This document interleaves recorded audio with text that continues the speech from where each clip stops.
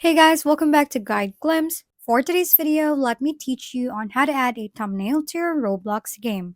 First, open a browser and search for Roblox website.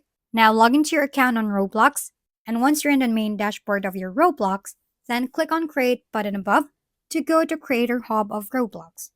Make sure that you're in the Home tab, then scroll down and look for the Experience section and open it.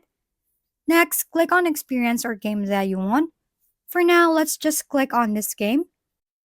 You'll be redirected to this tab where you can manage your experience or game.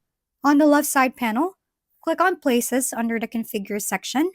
Now in here, click on Experience or your place that you have created.